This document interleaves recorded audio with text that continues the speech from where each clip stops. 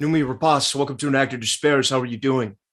I'm good. How are you doing? I'm so good. I'm so grateful that you're here. Yeah, I hear you've been traveling a lot, so I really appreciate you taking the time to come on, and it means a lot to me. Yeah, I'm happy to talking to you, but as you said, like my body's all over the place and my Yeah. mind. I think I left half of me in trenches of the Romanian field. Oh, I can only imagine. But I hope you had fun on the shoot. Yeah, it's been pretty amazing actually. I play an incredible character. Can you Um, can you say what it's for or no? It's totally cool either way.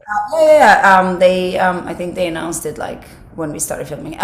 It's called Django. It's a Okay. western. It's me, Matthias Schoonarts, and Oh, I love Matthias. He's great. it's an awesome cast. And I'm like a villain with a big bleeding broken heart. I love it. You're doing the best work. Well, I do want to say, you are one of the greatest talents in the world, and it really, from the bottom of my heart, means so much you being here. Everything that you do. I rewatched a movie called Layer Cake today, and there's an apt metaphor that one of the characters gives, and I feel like that's so apt for your work. It's so such rich, and there's so many layers to it. And I obviously discovered you in the girl with the dragon tattoo, and I had the chance to hang out with Michael Nyqvist a few times. He's a cool dude, and man, yeah, what you did with Elizabeth is it's. I mean, we're in a time now where females are starting to get the chance to do their roles, and franchises are existing for them that see them in different portrayals. But you really paved the way for that, and the work that you did is really changed the world. And I have so much admiration for your craft, and really, I mean, what you're able to do with a script is a reoccurring theme. And I'm sorry to my listeners that have to hear it, is the separation between good acting and great acting. And great acting is when no other actor or actress in the world could play that role, and they bring it to a level of truth that makes it just divine, so to speak. And I really feel that way about you. Thank you. Oh wow, I get really touched by that. Oh, Thank eh, you. yeah, no, it means a lot to me. But we're going to talk about tons of work, so if it's cool with you, let's start from the beginning. Let's do where it. where'd you grew up in Sweden, right?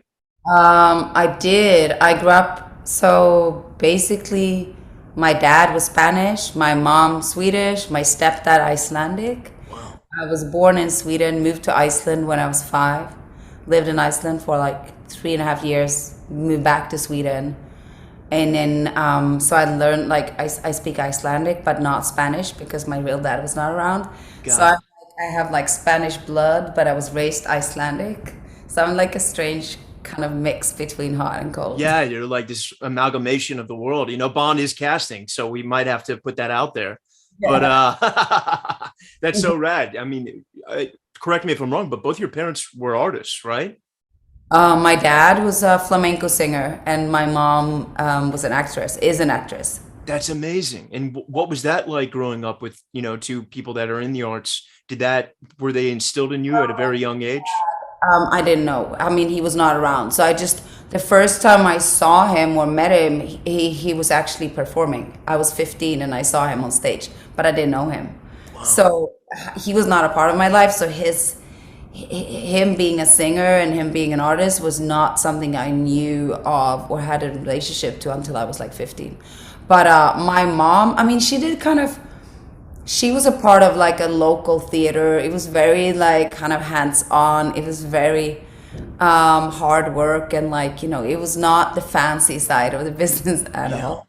Yeah. And so it's quite different from, I mean, the movie industry is one thing, but and then kind of local theater, like kind of acting is quite different. And so I grew up with like, seeing that side of it. But I think what they did give me, especially my mom, was like, there's like, I can just, she always said that I can do anything I want. Like, it's like whatever, like the world is Yeah. yours.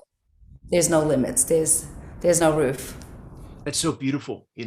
I love hearing that. And I'm curious, going on, these theater things with your mother, and did you have an admiration for it? Were you kind of overwhelmed by it? Because when you're young and you're kind of thrust in that environment, it goes one of two ways.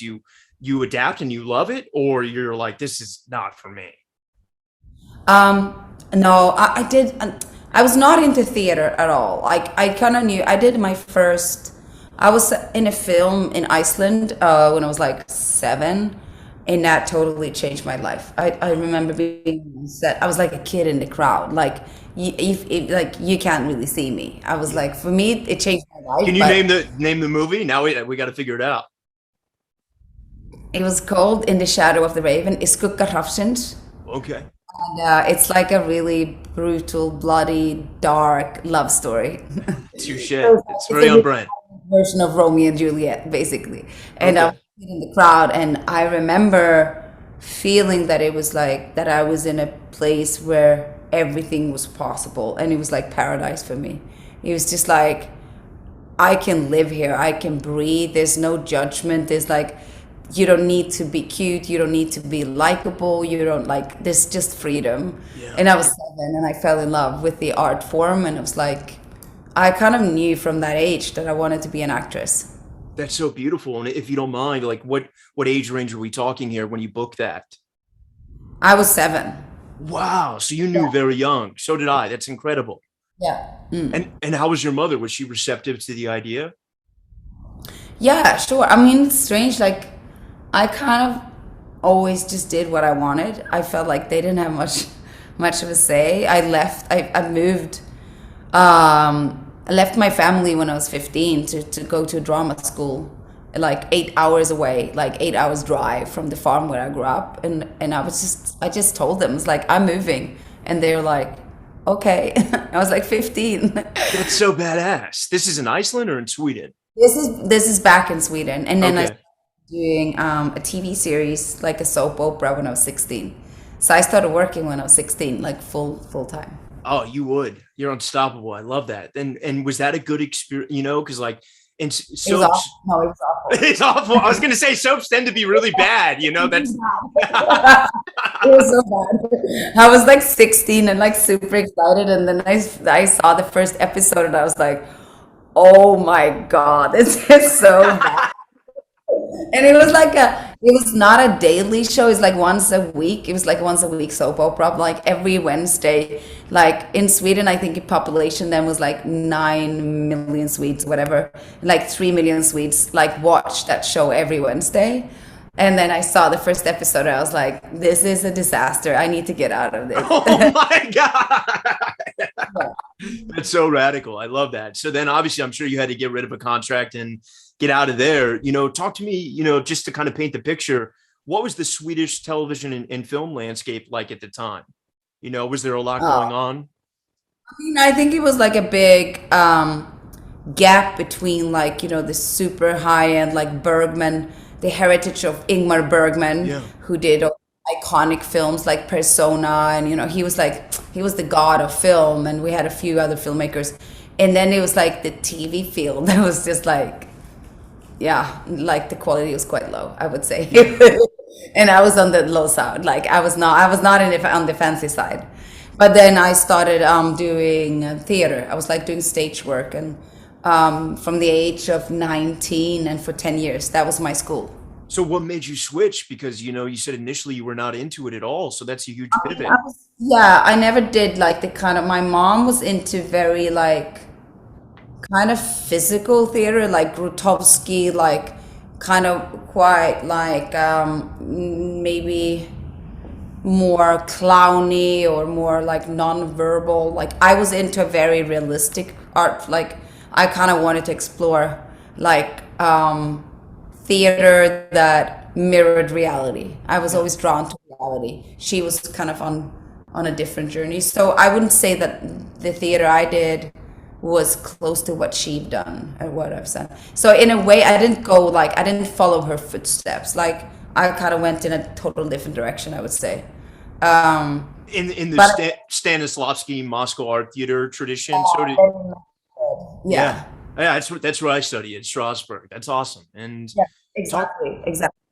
when you started there, did you feel like, because you did go to drama school, did you have a fundamental theater training, or was it something, No, that you, I was like, this was like a preparing like high school with drama. So I was like studying English and math and like a lot of things that was not connected to acting.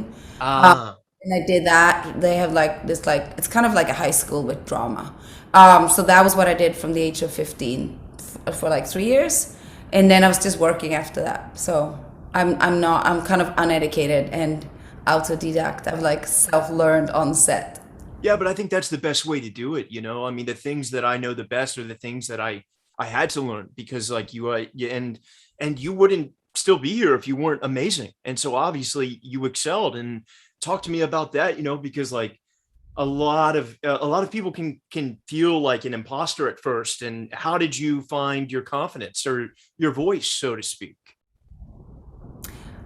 Well, funny enough, I have a story for you. When I was like 19 and I got a big, like a part at like the Royal Court Theater, like in Stockholm, which is like the nicest, it's like the most posh, the most like kind of highest ranked theater. I got a part there. And my voice, as you can hear, is always a bit broken. It's always been like, it's just scrabby and like, it sounds like I've had a bottle of whiskey. It's so badass though.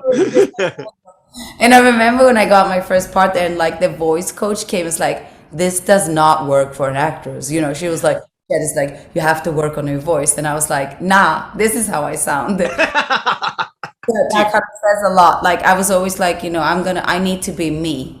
Like there's only one me in the world, and if I'm truthful and like faithful to know me, then I'm good. If I try to be something I'm not, then I'm disposable, and like then I can be replaced. It's like strangely enough, I always had that like strong,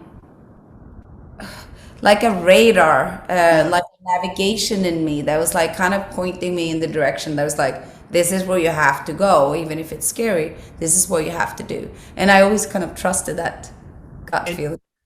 and at this theater, does it work similar to the way American or British theater works, where you're doing 8 shows a week, or? Yeah, yeah, but it's a longer, you rehearse for like 8 weeks. In London, it's like 3 weeks. Yeah, it's Yeah, not much. time is way longer, and you have more time to prep. But I would say that, I mean, the last play, the last show I did was Medea, and I was like played, the Greek tragedy Yeah, Medea. of course. And I was like, I think I did 50 shows or something, and it was like it destroyed me. I was just like dead. It was nothing left of me, and I was like, I need to take a break from theater. That was, Yeah. I think my son was 5. I would say that I was maybe like 28 or something when Wow. yeah. So that was the last time I was on stage. Well, I hope that happens again. I'd love to see you, but that's so beautiful. And when you were there at this prestigious theater, I imagine, everyone in Sweden, that's in the industry and is not, is coming. And did that really open some doors for you, Um, mm, I'm not sure. It's like I've always been very driven, and I kind of been putting projects together. It's like, oh, Ryan, let's find something. What should we do? And then like if you meet someone that you're inspired by, or like you connect with, and you have chemistry, it's like then I kind of start searching for something for us to do, and then I would go to. I mean, back then I would go to a theater and suggest like we want to work together, like we want to do this. So I've always been my own engine, and like very driven, I guess, and like kind of stepping into like at the producer's table when I was not really invited. I got like way too involved. I was like, Yeah. I would remember I was in a play and they were casting the other parts, and I was like, you should have a look at this actress. She's amazing. And they were like, who are you? He's like, you're an actress. Like, you're not involved in this conversation. I was like, no, but please have a look at her. She's really good. I So love that. I always had this like 360 kind of view and perspective on all my projects. And even when I was like 20, like I was kind of I had this passion for not just for my part, not just for me as an actress, but like the total, like the environment and like the movement of the project. So I think like it was not I've only done like 5 or 6 auditions in my entire life.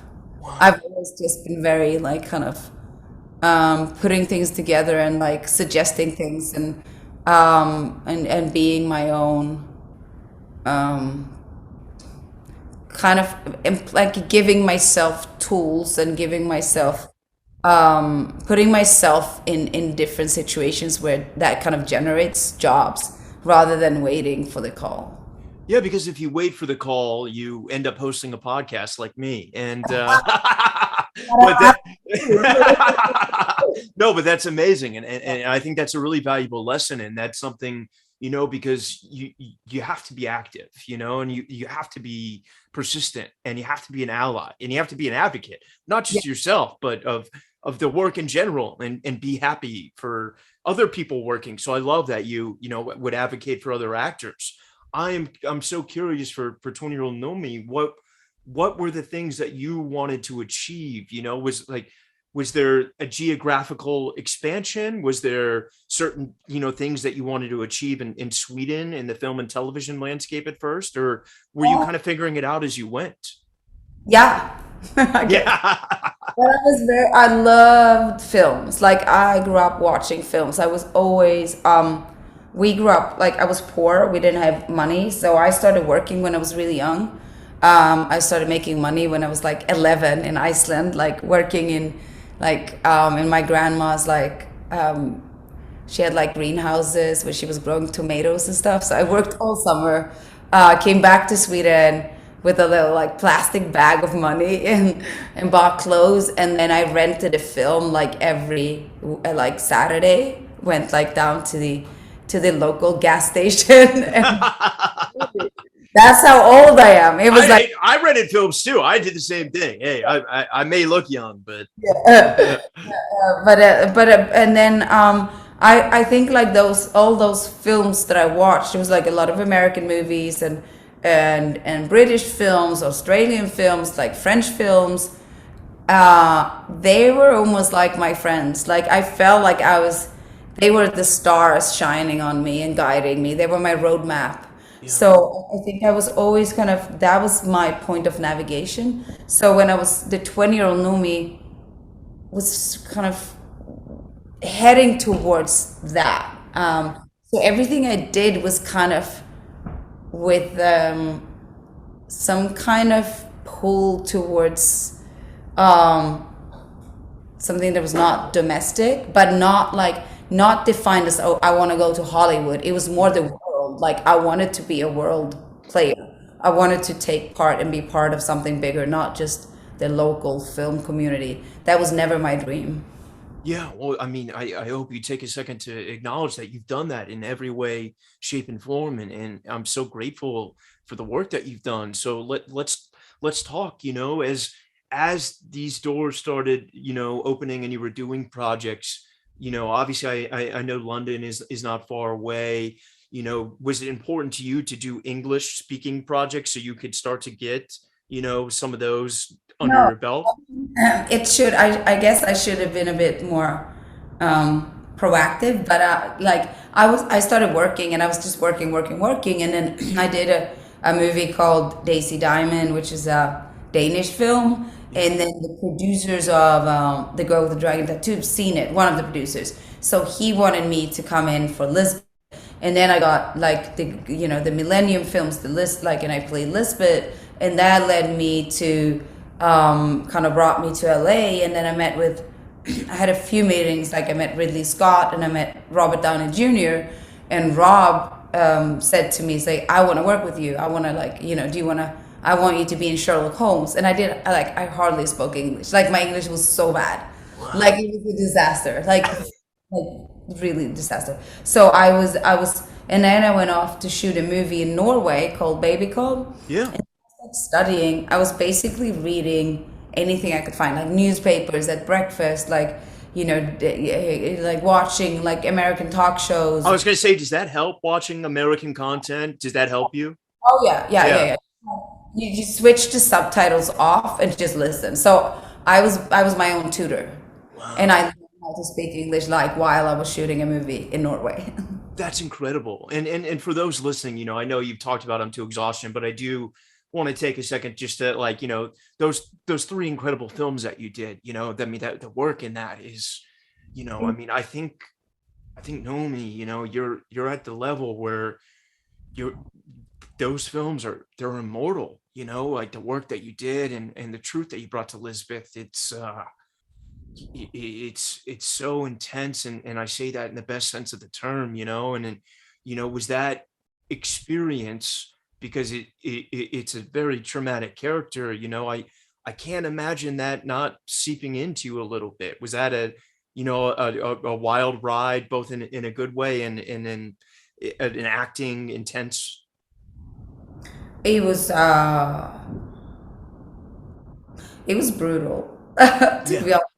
She took over, and I recently did an interview, and while I was talking to the journalist that was in London, I just realized something, and it was like I got this very clear image that I'm always in the passenger seat, like the character that I'm playing is in the driver's seat, and I'm just sitting next to her, and I'm just hoping that she won't crash us, that she will bring me back home when we're done. So it's I kind of let the character guide and lead, and Lisbeth was a rough, a rough journey, because she's a crazy driver, and Yeah. she doesn't care. So I could like when she was living in me, it was quite intense, and I could feel how that kind of um, my thoughts and my body and my dreams, it was all circling around her, and it was a long ride. Like it was a year and a half I where was, she. I was gonna say, talking to you couldn't seem more further apart from her. So that must have been a journey, and I've heard a beautiful story that I really love, that you had very strong ideas of how she needed to be depicted in a particular scene, and you stayed true to your vision. And I fucking love that, because I it is perfect. What I I think you know what scene I'm talking about, and I don't want to give it away for those, but is that true? Yeah, I've done that in many projects. Like when it's something I feel like this is wrong or this is right, like I really fight for, and it's never from a place of ego, or that I want more screen time, or that I want things to look a certain way. It's just like I just have this very clear sensation of what's right for the character, and then it's like, and I can't walk away from that feeling. Yeah. So with Lisbeth, and I had one of those moments in Lamb. I had with Ridley Scott. I had like there was two scenes that I really fought hard for to be in the movie, that he kind of put in there. It's like those defining character defining moments when you feel like this is a crossroad. This is when you this is where she breaks, or when she, like, I kind of always have this idea that the character is like a broken mirror, and like, and each like shattered little piece of glass will reflect a certain kind of time in her life. And then it's like, and I just know that like this reflection is needed for this story. You obviously you can never get a full mirror into a film, but you can get fragments, and then I just know like this little piece is needed to tell the story about her, and then I fight for it. And I think it must have required an immense degree of trust, both on Michael's hand and the directors. I mean, the the intimacy of that character is, it's so beautiful, and you really root for her, and I love what you did in that. And I imagine when those films, the first one, obviously was a huge success in Sweden, and then came over, and especially for me was such a huge influence on me. When those films started taking off in an international level, was that was that scary in some ways, or was that really exciting? Uh, Not scary. I was already on the next job, I guess, which is always the case, strangely enough. Like I said to a friend today, I wish I would have more time to enjoy the moments of celebration, but I'm always on the next stop and the next journey already. And it's like, so you just kind of, I remember when I started doing all the press for the Girl with the Dragon Tattoo, I was prepping for something else that I was going to shoot, and that was what was living in me. And then there's no time to be nervous because my whole entire being is already kind of being directed into the new character.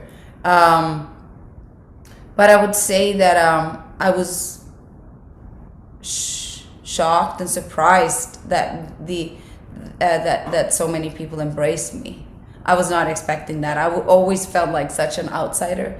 I always felt like I don't belong and that I'm a weirdo, and like, it's like the way I speak, the way I see the world, the way I like the way I am was always wrong, And then all of a sudden it's like this, like so many people in so many countries are just like standing there like with open arms and embracing me. So that was big.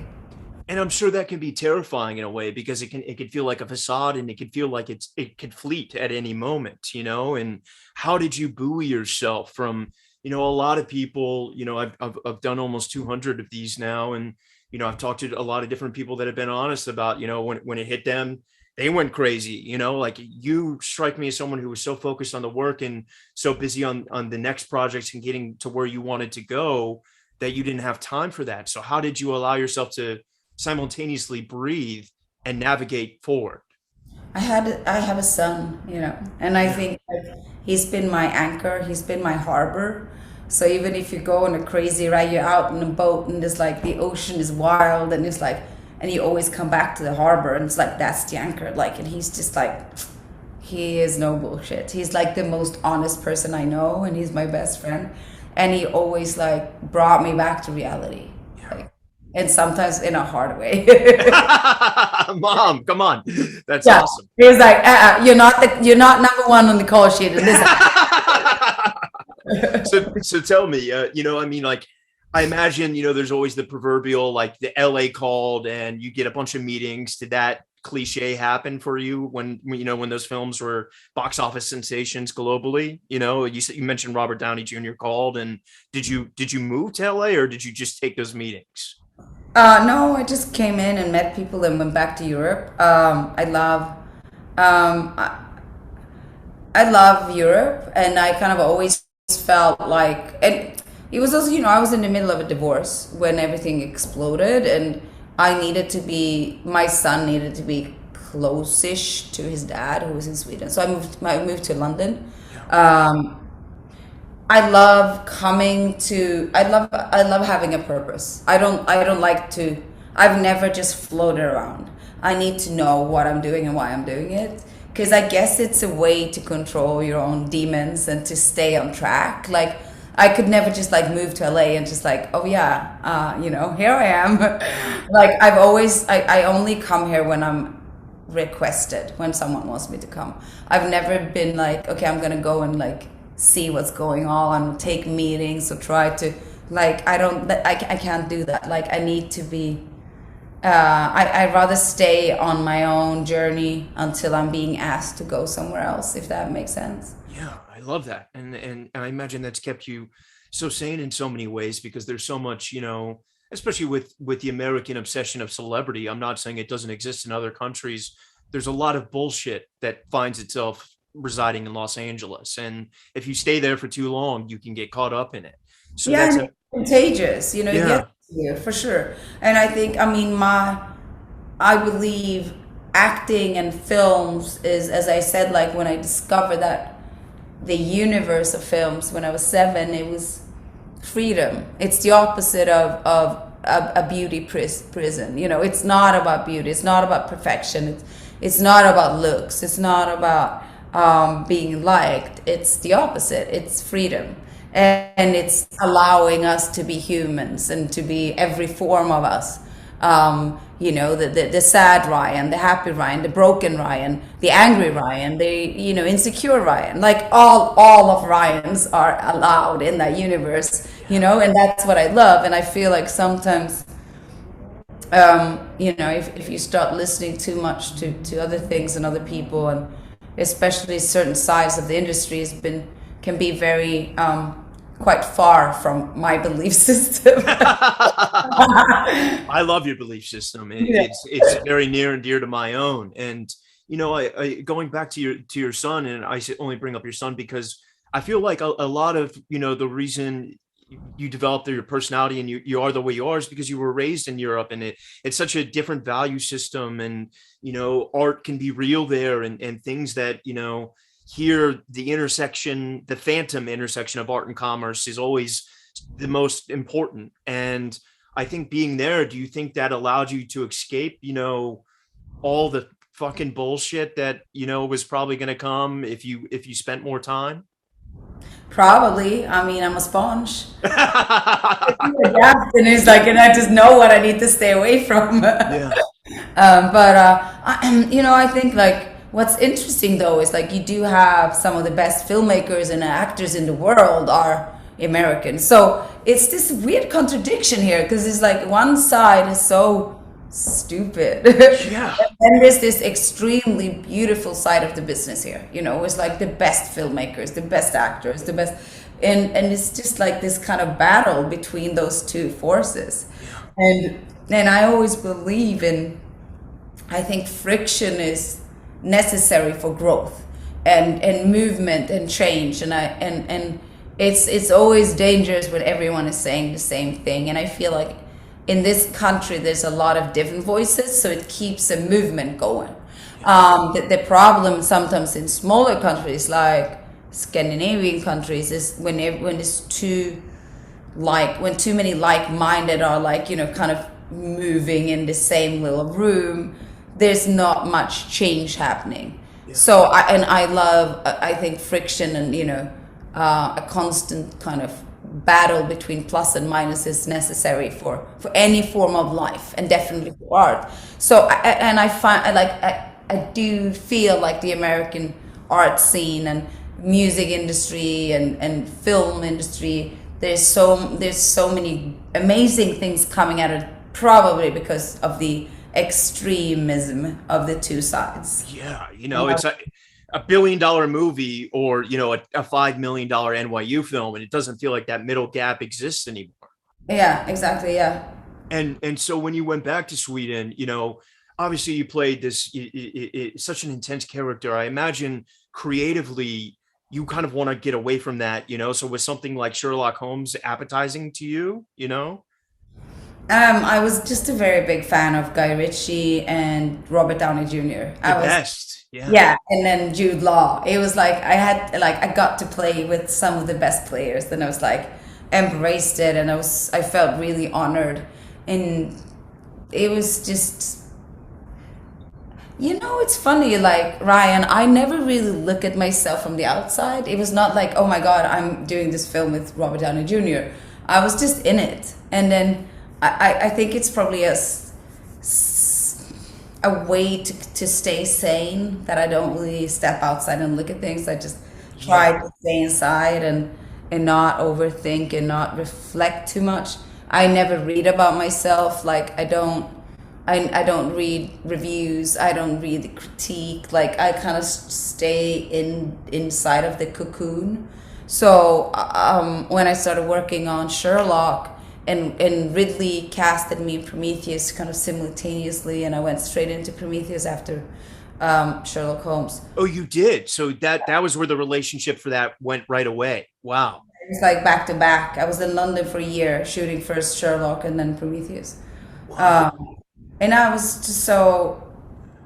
felt so grateful and blessed to be working with those iconic people, but I didn't see it as the stardom of it or like the business side of it. Like I was very, I was on the micro scale. I love that. And working with Ridley, obviously on two different projects, I imagine there's a shorthand that develops there. And, going back to what I said, coincidentally, Prometheus at that time, it was different because there were still those middle budget films being made, so something like that was unique and people love that. And I love that film. And, but now it's all those kind of films. So at that time, did it feel really special to be working on something like that? You know, so different from Sherlock, so different from the girl with the dragon tattoo. It's just, I mean, Yeah.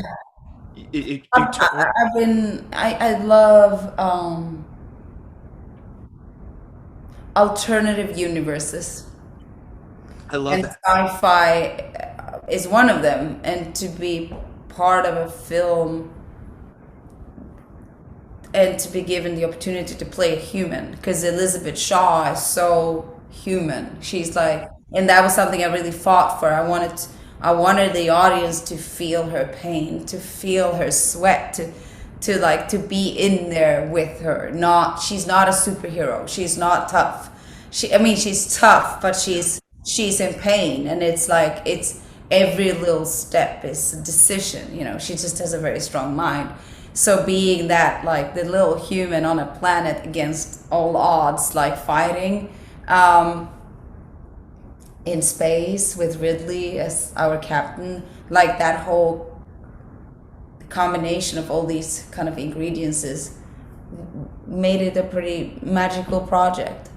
And was that your first time doing something that was like such a, green screen intensive and so much, I imagine that's a whole different level of acting that it takes to build the rhythm of that and to make that familiar. Yeah, it was yeah, for sure. But at the same time, Ridley do use a lot of real sets. Yeah. It was only green screen a few times, but yeah, I mean, it was a total kind of. It, I guess my life has always felt like, even now, I'm doing, like 2 years ago, I shot this small Icelandic film, like the smallest budget ever, like a hard shoot, like, and no one really believed in it. It's like, what, like you're gonna play like what, like it's like a lamb human baby, like sounds like the worst idea on earth. And now I'm here, people are loving the film. Yeah. That feels like unreal, in the same way when I was on set in Prometheus, it's just like, this is unreal, but at the same time, it's the most real. Yeah, I love that. And I'm curious, because obviously you're incredibly beautiful inside and out. And I'm sure you had a lot of phone calls, wanting you to come to LA and do this, but you instead did something that I really love, and you chose really unique independent films, like, for example, something like The Drop, like what made you choose, because I'm sure you could have done like, Prometheus, another version of that at five different studios. So what made you choose those kind of art house American cinema, because I love you in that film. Yeah, I love that film. Yeah. It was really Mateus as well, right? Mateus and Tom. Yeah. Yeah. James And Gandolfini, rest in peace. I was very much in love with Michael Roscom, the director who did Bullhead. I saw Bullhead and I was like, what the fuck? Best Dutch movie ever. I Yeah, mean, I mean, just shockingly good. it's And so then I saw that, and then we met, and I was like, and I wanted, me and Tom was trying to find something to do together, and it was like, this came along, and I was like, and I just loved it. I loved every bit of it. But I think I've always been, I want to challenge myself. I never want to repeat myself. So, you will see like the films I have coming out next year and what I've just completed now in the TV series, like it's all, I'm walking new grounds, like I'm kind of entering new fields, and it's always a bit of a minefield because you don't know where the mines is, you don't know where you're gonna blow up, if you're gonna lose a leg, because I haven't walked there before. So I need to like put myself in a situation where it's like, this feels unsafe, and therefore I must walk here. that's So so beautiful. that's been my a decision I made. Like, don't stay on the safe side. Just keep on challenging yourself. Don't repeat yourself. Don't like don't hold on to like old victories, because they're gonna age, like and it's gonna get out of fashion. So keep yourself on your toes, like, and don't, and I don't want to be self-loving, or like I never want to like sometimes maybe it goes too far, but I'm very self-critical, and I always feel like I can do better, and I want to go further. Yeah. But I think that, because if I'm a theater actor and I talk about this all the time, is like, doing a play 8 nights a week, if you get it, what's the point of doing it anymore? You know what I Exactly. mean? You can stop. You might as well stop then. Yeah, and so that I love that thirst for more and truth, and so then when you did, you did like Dead Man Down, and you did some other unique films. Was that a good time in your life, in particular, kind of like coming in from the American zeitgeist into something like Prometheus, pivoting to these independent art house films? Was that fun? Were you having a good time? I've always made my decisions based on people or characters, Yeah. and I feel like every movie I've done, I've had a very specific reason why I did it, and I was dying to work with Colin Farrell. Yeah. I was a big fan of his work, and I was like dying to work with him. And then I wanted to reunite with Niels Arden, who did the Girl with the Dragon Tattoo. So that was my two anchor points in Oh, getting down. Child 44. I've been a big fan of Daniel Espinosa's work for years, and when he came with Child 44, and Tom and kind of decided to do it. It was again like about like I want to play with them. These are my friends. This is a community of people I want to be with. And I think every decision I made has been based on something I want to explore. Not, no, it's never like a strategic move or like, oh, now I should show the world that I can be funny, or I right. should show the world that I can be It's that. not your Like, agents like do this, do that, no, no. Yeah.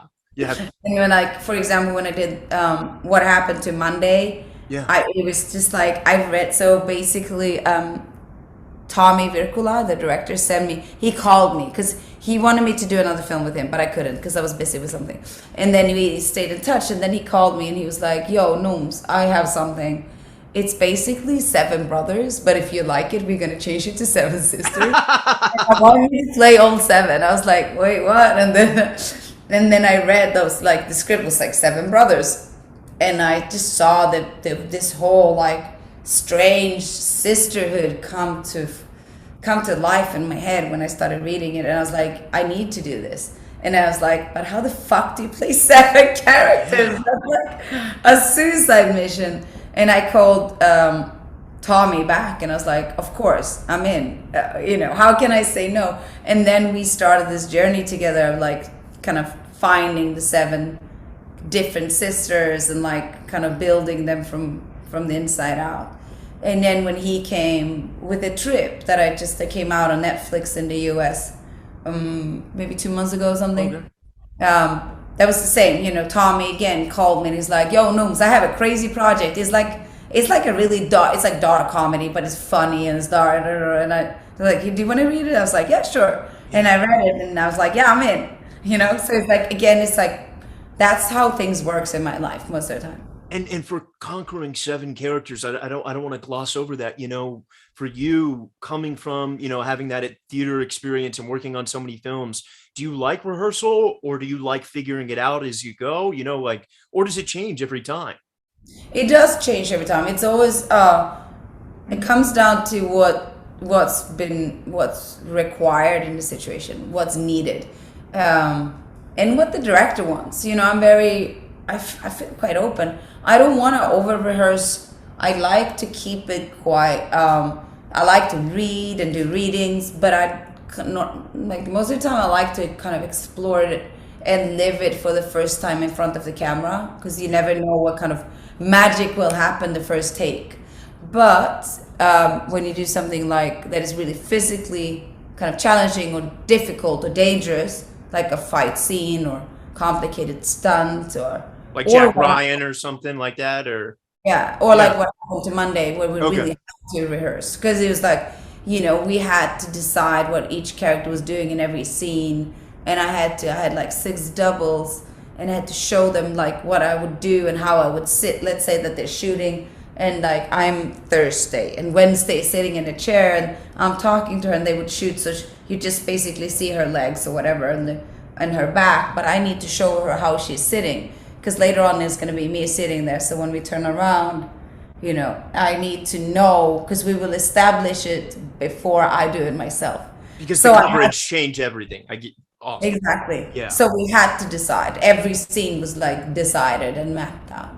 I love that. That's such a great way of working. And obviously we could talk project for so long, but I want to talk about Lamb because it's fucking the best film I've seen of the year. I've just been begging the world for something like this, something clever, something smart, something sets out to do something, and it achieves it in a way, and it's so aware. It's one of the best films I've seen in forever. And I love magic realism. So you kind of started on how you got this. So this was like an Icelandic film that nobody heard of.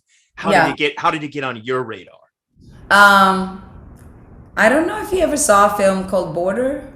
I think I did. Yeah. Oh, yeah, Bussy. It's a Swedish film about two trolls. It's I'm thinking of Force Majeure. I'm yeah, sorry. no. Yeah. Yeah. If you like Lamb, you should watch Border. It's Okay. amazing. The director is fantastic. It's an amazing film. Anyways, they came with that one to me. Um, and I met with the director and I was like dying to do it, but I was stuck in a contract. I couldn't leave something else.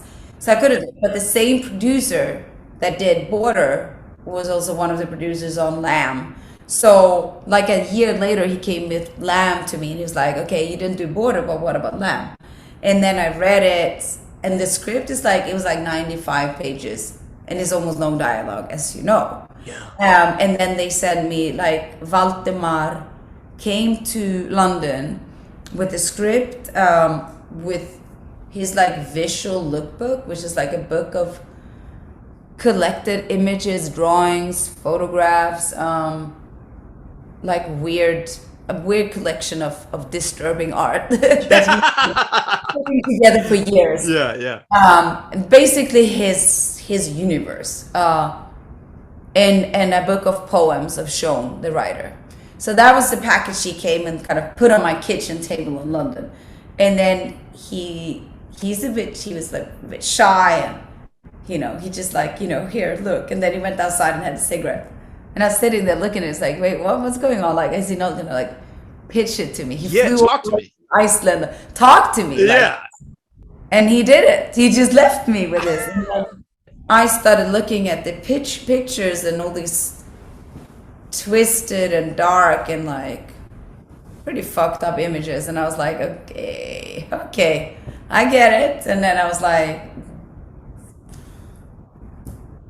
it was like my whole being just said, this is what you've been waiting for, Noomi. Just jump. And then I called my team and I was like, I'm going to do this Icelandic film called Lamb. And I'm sure they probably weren't the most thrilled, I mean, my American team was a bit like, wait, what? And then Yeah. my Swedish team, Stella Hernström, who's my manager, she was just like, Noomi, there's no world that you're not doing this. Like, you have to do this film. Like, she fought so hard for it. So there was like two different voices, but from that point, it was like there was no hesitation. And my first day on set, it was insane. I finished a movie in New Orleans. I shot a movie called The Secrets We Keep with Joel. Yeah. I love that one. You were great. Incredible. Thank you. I talk all your films, but we don't, trying to keep it to Lamb.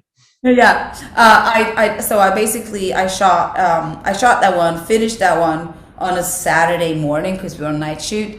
I flew to Boston, flew to the Reykjavik, drove 6 hours, got up to this like small community up in north of Iceland called Akureyri. And this is Sunday afternoon. Monday morning, my first day on set, I'm waiting in my mini trailer for a lamb to be born, because I knew I was going to deliver a lamb. I've never done it. Like, it was basically, they were waiting for the mother sheep to be ready. And like, they start moving a certain way right before they're going to pop out the baby, basically. And then the farmer, I saw like 2 births in the morning. And then this was like 11 a.m. and I was waiting, like so nervous. So jet lagged and so nervous. And my heart was like pounding in my chest. And then I heard a knock on the door to my trailer, and they were like, "Okay, there's a lamb coming," And I put my just like boots on and run down to the barn and like down on my knees, and just like all of a sudden my hand is like deep inside of this mother sheep like pulling out a baby lamb. But that was my first day on set. Wow, what a fucking experience. Yeah, it was trippy. And I'm sure, like, so much of you being I know you are an amazing mother, were the maternal aspects of this character, was that something that was very interesting to you, because like that, the quest that we go on as humans to recreate and to give birth and to raise, that's this film does such a great job of depicting that, and the different male and the female perspectives against that. And I for me, I just feel like if someone pitched me this, I wouldn't get it. So I'm so amazed that you did. And talk to me as you were shooting it. Did you see it coming to the way it was coming to life, or were you guys kind of figuring it out every day? Because like so much of it is. I mean, Valdemar knew what he wanted. Like, I think he had a very clear idea of what he wanted to, how he wanted to look. But we were exploring the situations every day, and we were living the life of these two farmers. And we shot with babies. Like, we had 9 babies, like human babies, and 4 lambs. So every time there was like a scene with the lamb or with Ata, I would shoot first with maybe a human baby, like trying to put it to sleep, and then we would switch it to a lamb baby. So I was working with real creatures. Wow. So it was an amalgamation. It would always rotate because it looks so real. Yeah. Wow. That's so incredible. I was like, I didn't know if it was animatronic or, I'm curious her backstory, and everything that had before. Did you guys rehearse that and talk about that, or did you kind of go on your own and make choices? We didn't rehearse. We talked. We had. I had a very clear idea what happened to her, and she's. When you meet her, when the movie starts, Maria her life is pretty much on hold. You can feel like she's holding things back. She closed the door. The emotional door is locked because it's too much. The pain is too great.